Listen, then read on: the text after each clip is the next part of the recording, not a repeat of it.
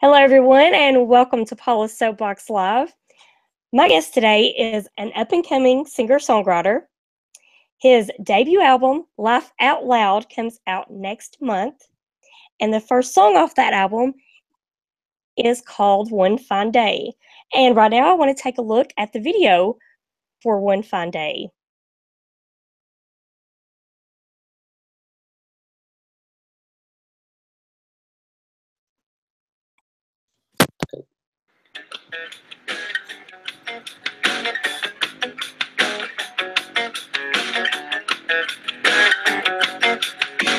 Got a little secret, find it hard to keep. See, things are gonna go my way. How I'm not so sure when it's all been done before, but can dreams go to waste? See, all I know, I feel hope when I listen to what's in my soul. So here's the plan, I'm gonna take a stand and be who I want to. It's one fine day to turn it all around. One fine day to live my life out loud. And I know that I'm not gonna hold back. Things are gonna go my way. One fine day, yeah, it's one fine day.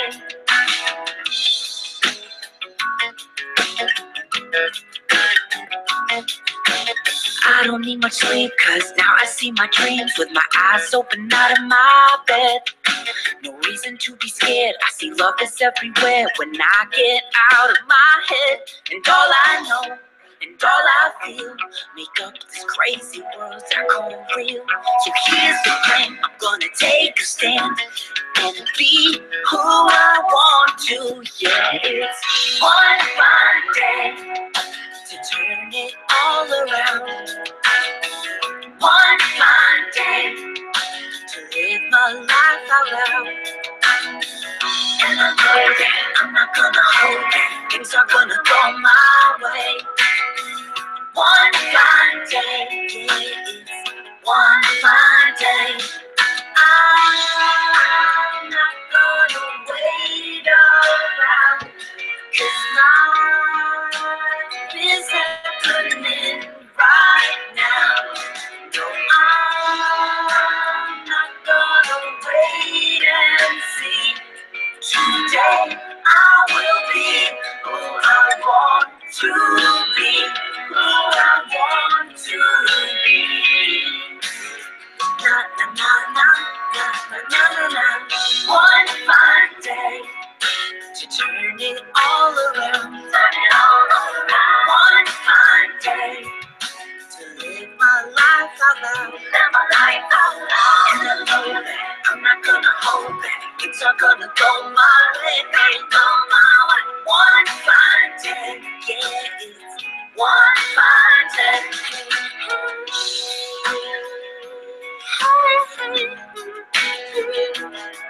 Today I'm gonna find my way. I got so much to say. I'm buzzing.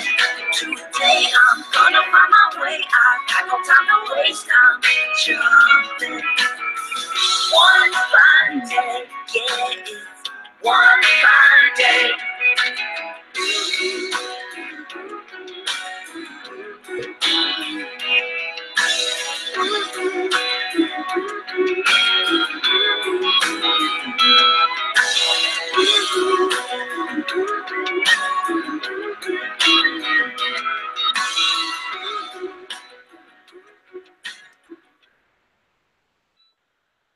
I am pleased to welcome to the show Matt Westerman. Hey, Matt. Hello. Hi there. How are you doing? I can't hear you now. Can you hear me? I can hear you. Can you hear me? Now I can. Yeah. Okay. Okay. Welcome to the show. Thank you for coming on. Yeah. Thanks for having me. Of course. So we just watched your video for One Fine Day, and that was a documentation of your first skydiving experience. Yes. It was crazy. So why did you want to do that for this video? Well, because the song, One Fine Day, it's like today's the day. Is like I'm gonna take a chance. It's like a song about taking a leap of faith, and I was thinking of like how to make that like a visual representation of that, and I thought about skydiving, and I didn't originally want to do it because I thought that was crazy. I was like, okay, that would be good, but I'm not gonna do it. And then I like slowly realized it was like the perfect compliment to the song, so I just put it all together, and I went up to Santa Barbara, and I I did it. It is the perfect compliment to the song. It really is, and very brave of you to do that. It was very scary. I can't say I was like brave the whole time. It was up and down like before I did it. Yeah, I can imagine. So what's it like to film something like that? Because it's not like you can kind of cut and do a different take in midair. Yeah, so I knew that there was only going to be one take. So what I did is I hired a director to come out with me. We drove up there overnight, and we slept out in this motel. And then in the morning, like all that, the beginning footage of it, we was just him like getting documentation of me like driving to the place and just like being like scared a little bit, I guess. And then we got to the hangar where we jumped, and he filmed me like putting on all the stuff. And then once we got on the plane, though, he wasn't allowed on the plane. So what I did is the guy who jumped with me on my back, Morgan, who's a great guy, I highly recommend him if you ever go up there. He had a GoPro on his wrist, and then I hired 2 extra people to jump with us to get those extra angles. Yeah. And I guess I just had the hope that it would turn out good. It turned out great. It was really good, I thought. Yeah, so did it make you more nervous knowing that you were going to be filming this? So it's not like you could really back out at the last minute if you lost your nerve. Yeah, there was like too much. I already like invested too much time and money. Like while I was in the plane, like I was thinking it would be more painful. Like I was like, if I die, then it's meant to be. I was meant to die today. I just had to do it. There's a certain point where I was just like, this is happening. Yeah, I have to do it regardless. Yeah. I have to imagine, though, that there had to be a moment when you were about to jump out of the plane where you wanted to back out. Like, because it's not normal. It's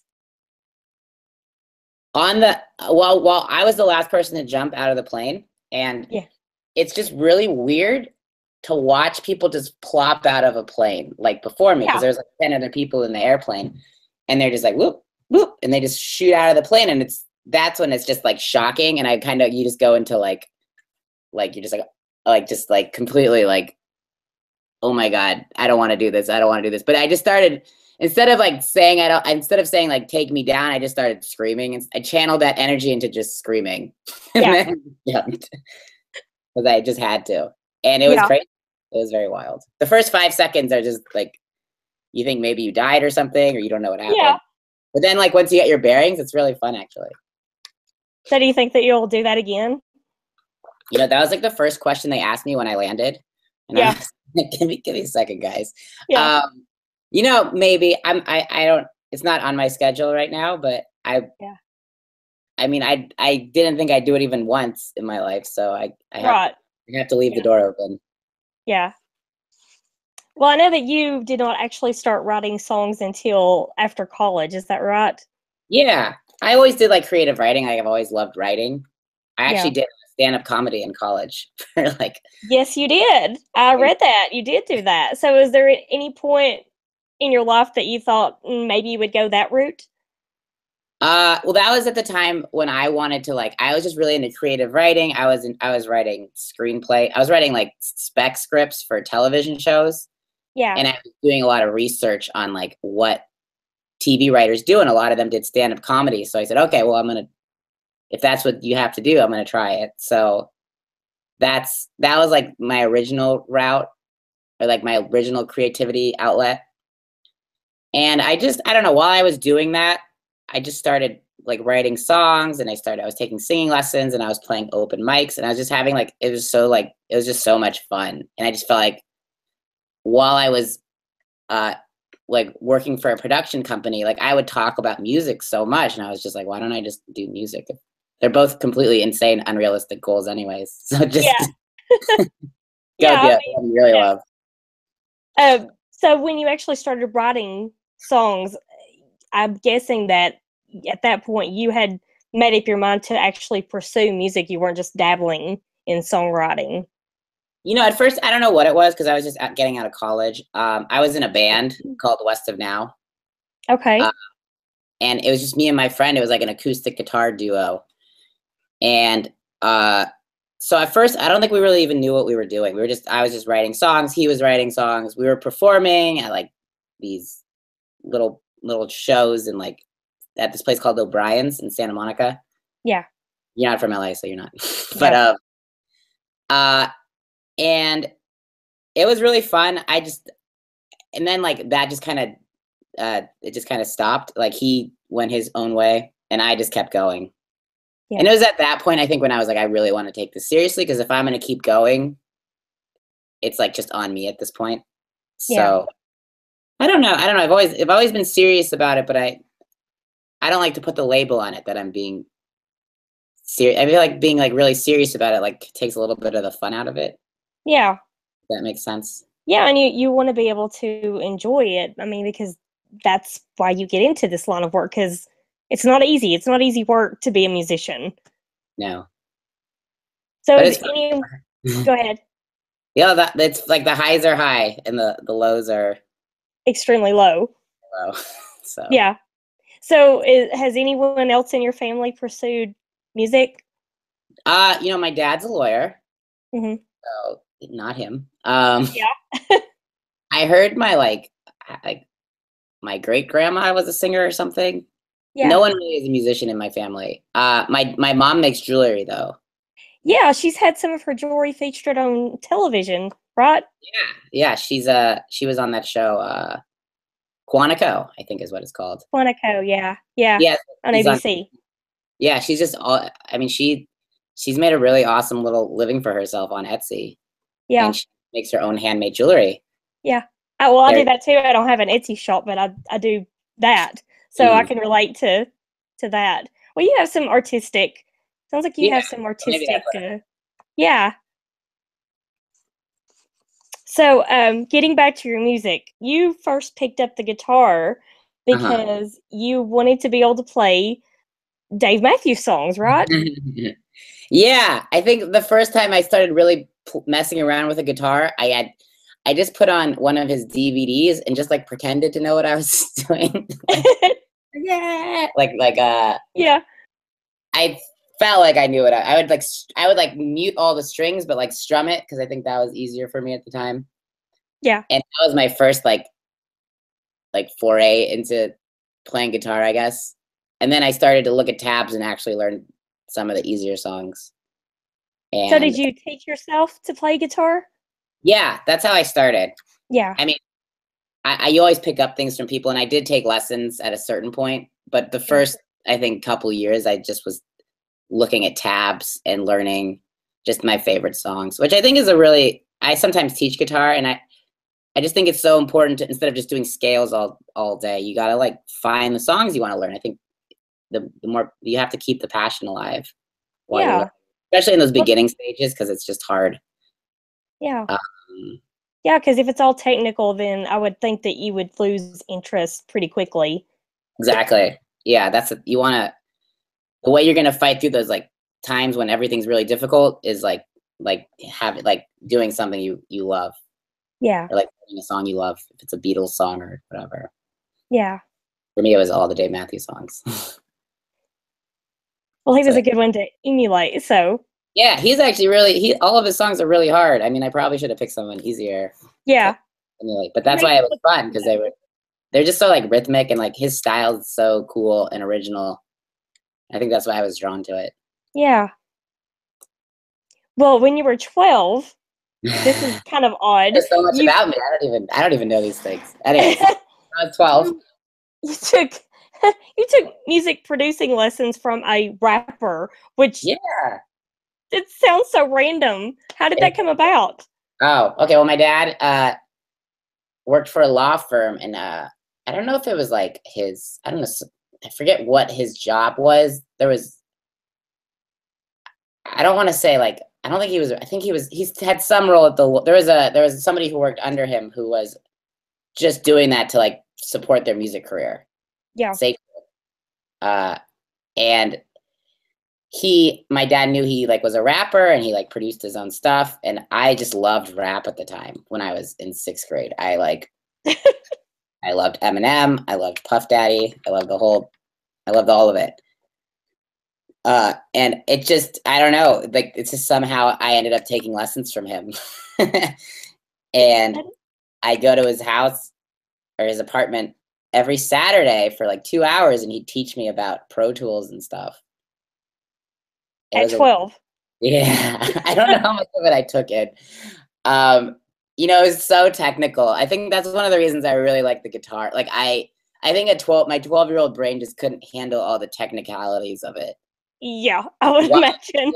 It was fun. I don't know, it wasn't like sticking. Yeah. So none of it is stuck with you. Well, I mean, I was making my own stuff, but I never really felt fully comfortable with it, I guess. Yeah. And because every time you have a problem, there's always like, there's so many technical problems you're going to have working with those digital, like working with the Pro Tools. And it kind of just stops the creative flow. And I was just too young to like if it stopped the creative flow, I'd just go do something else. Yeah. Well, at 12, you know, your attention span is not the best. Exactly. So it just wasn't time for me yet. But that was my first, like, I think that was that was my first, like, taking lessons thing I ever did. Yeah. And you have a degree in psychology. Yeah. Yeah. All these facts about you is like, it's so funny. It's so random. But I mean, that's how it is with a lot of artists. It takes a time to kind of figure out what you want to do. Yeah. Yeah. Maybe you can piece it all together. Let me know. Well, I have to imagine that having a degree in psychology and an interest in the human mind, in the human psyche, would kind of help you in a way with your songwriting. I think it has, like, not the scientific, like, I'm not like, my songs are very like psychological if you listen to them, like Don't Give Up on You. Yeah. I think it's more from like the emotional perspective. I'm just always, I don't know, like I'm very into psychology. Like I had depression when I was like diagnosed with depression. I was like 15. Mm-hmm. And it's just always played such an important role or such a big role in my life, like how to deal with it and how to like live a normal life. Yeah. I've always been fascinated by it. And that's why I think I studied it.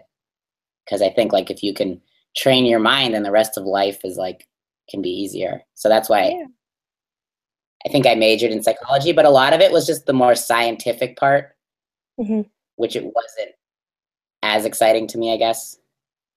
And I think being like an artist is more fun because you really get to dive into these like these emotions and the psychology of everything. Yeah.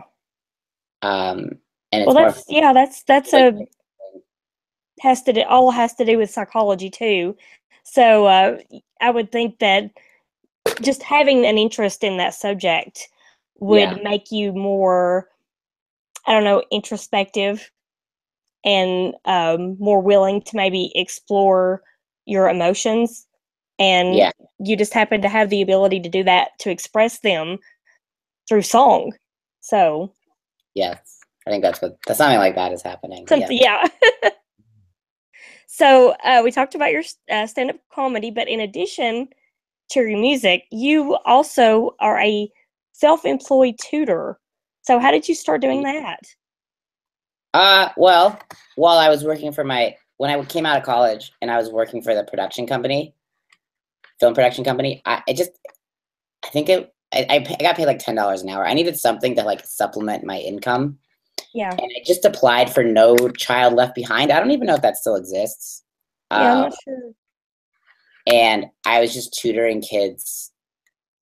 I don't know. They hired me. I had no experience. I don't know why they hired me, but they did. And I just picked up some clients, and then I somehow started getting my own private clients. And now I just have a bunch of kids I tutor with.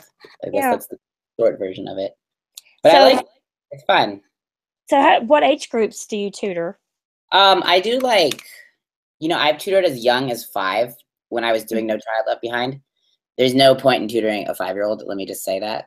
Like, I would come over and he would like have his pants down. He'd be like eating crayons. Yeah. And I would say, speaking of no attention span. Yeah, I know. Right? I would say like just don't do those 2 things. Like don't eat crayons and put your pants on when people like and then that's your lesson for the day. Yeah. Like if that's where we're starting. Yeah. That's all I do. Yeah. Don't make a mess. I've done SAT stuff. So I've even done. I recently did stats with a college kid, like 19. My most of my kids are like 5th to 10th grade. Wow, that's kind of a big age range. So yeah, it is. It's I think a lot of tutoring is like relating to the kid and like being able to communicate with them. Yeah. And if they don't know something, it's just how do you like put it in their brain? Yeah. More so than being an expert in any particular subject, or at least that's how I. And again, that kind of goes back to psychology, knowing how to relate to people. Yes, you're gonna figure out my whole life. Yeah. So yeah, maybe that's what it. Yeah, I think it is all related somehow. Yeah. So do you think that you would be teaching if you weren't pursuing music? Well, I got into teaching to supplement the writing, and then it was to like support myself while I'm pursuing music. Yeah. So, originally I would have said no, but now that I have so much experience doing it, it certainly is something I definitely like doing. It feels good to help people, and it feels good to not. My songwriting is like me dealing with my own problems, and like it's nice to like help somebody else and not like think about yourself. It's like, you know what I'm saying? Like, yeah, deal with like help someone else's problem, and you don't have to like you can leave your body for that moment and not worry about your own stuff. Yeah. Well, I noticed that a lot of your songs are very almost like a pep talk to yourself. Yeah, pretty much. Thing. But I think that it's something that everyone can relate to. So it's kind of like you're giving a pep talk to your listeners. I think that's the idea. Like I write the songs to like help myself. They're like a self-therapy. Yeah. But then the songs, I write them not like, I don't say like, dear Matt, like blah, blah, blah, blah, blah. Like I write as like one person talking to another person, or like, maybe this is where the like creative writing comes in and like the script writing. Like I write it as like a story. Yeah. Like Don't Give Up on You is a song. It sounds like someone's like a friend is like telling another friend who's like down on themselves to like cheer up, like you're awesome, like don't like there's no reason to be down on yourself. And what I think it originally was, it's like my higher level self talking to my more like depressed self. But then when you personify it, I think it just makes it more accessible. Yeah. So. Yeah, I get that. Well, on that note, would you like to play Don't Give Up on You? Yeah, sure. Okay. Let me see if I can get a pick.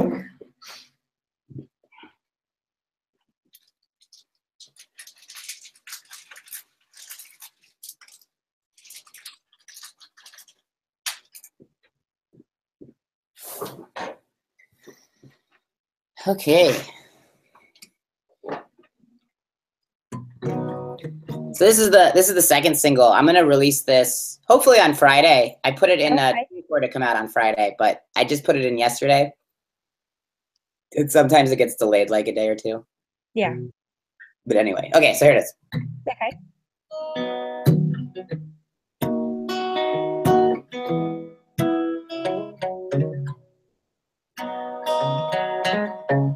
My friend, you seem tired, a little uninspired, stuck out of tune.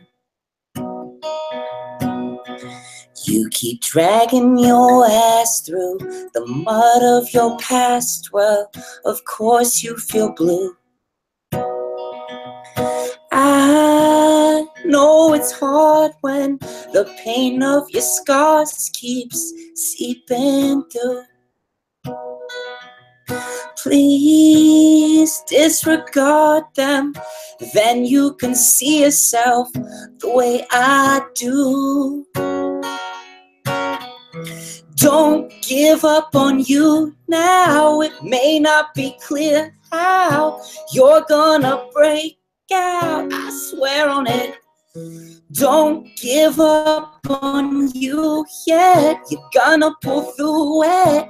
Yeah, it's a sure bet, I'm telling you.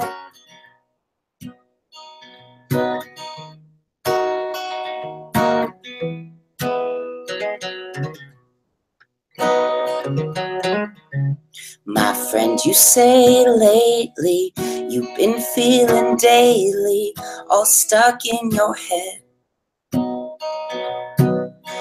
But to me you sound crazy, 'cause you always amaze me when you let loose instead. I know it's rough, 'cause you just spend enough time feeling down. But if you start looking up, you'll feel all this love and we'll turn things around.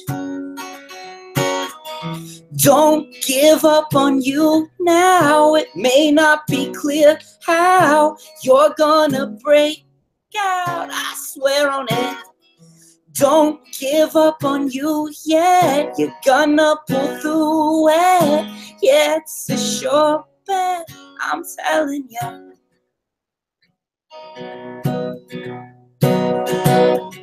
Feel it, let go of all your faults. You don't need them. Just let your love stand tall. See, I hope you're believing, 'cause you're here for a reason. Don't give up on you now. May not be clear how you're gonna break out. Don't give up on you yet. You're gonna pull through it. Yeah, it's a sure bet. Oh yeah, yeah. Don't give up on you now. It may not be clear how. It may not be clear how. Nah, nah, nah, nah. Don't you give up. Don't you give up. Don't you give up. Nah, nah. Don't you give up. Don't you give up. Don't you give up. Nah, nah. Nah. Nice job, Matt. Nice. Thanks. Very good. And you said this song will be your next single. Yeah. And it should be available by Friday. Is it going to be on iTunes, Spotify? Yeah. It'll be everywhere. Everywhere. Okay. Hopefully. Just as long as it all gets in the stores in time. Yeah. Yeah. Well, your Laugh Out Loud, your album Laugh Out Loud, comes out. Is it November 10th that it comes out? Yeah. November 10th. Okay. Yeah, and you're going to be at the Mint on that night. I have a flyer. Oh, cool. I just made these at not Kinko's. Very nice. Yeah. You'll be at the Mint in LA at 9:30 on November 10th for your album release. Come on down. So that's pretty exciting. Yeah. So do you have anything that you would like to add before we go? Hey, thanks for watching. If anyone's watching, whoever's watching, if you want to follow me on like Facebook and Instagram, that would be cool. Yeah. My name is just Matt Westerman. I think if you just go to my website, mattwesterman.com, it'll like link you to everything, or you can just figure it out. I trust your viewers are smart. And yeah, you can type in his name. It's pretty easy to find. You type it in on Twitter or Instagram or Facebook. Yeah.